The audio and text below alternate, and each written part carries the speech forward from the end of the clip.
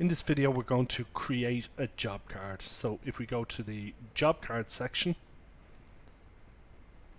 we select new and enter in the vehicle ID number that we want to create the job card for.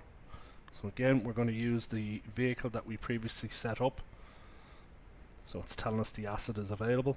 So like I said earlier on, the first thing that's coming in, it's telling us we've got one open job card, one defect, 2 planned events, and from here I can continue to the job card. It's prompted me to update the odometer reading. And from here I've created this unique number, job card number 1178, as you can see up in the top right hand side.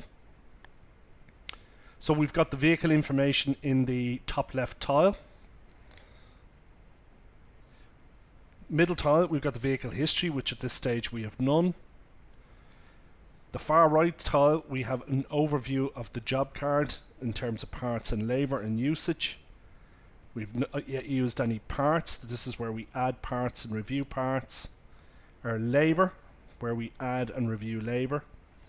And in here we have our core instructions, defect items, planned events, and SWATs. SWATs is something I'll come to later on and explain their use.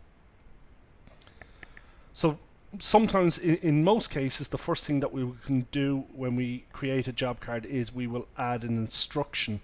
So if we hit the plus symbol, either from a menu of items I can select, or I can just free text in what I want to put onto the job. I can also add a planned event, or I can add a defect from the panel that came in at the start. So in this case I will add one 8-week inspection to the job card. And I can also add the defect that's outstanding to this job card as well.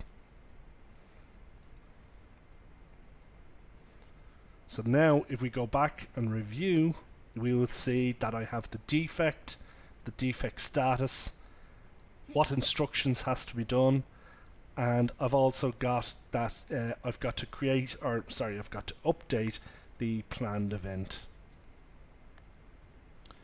So we've at this stage got a completely blank job card with no parts, no labour, just some instructions.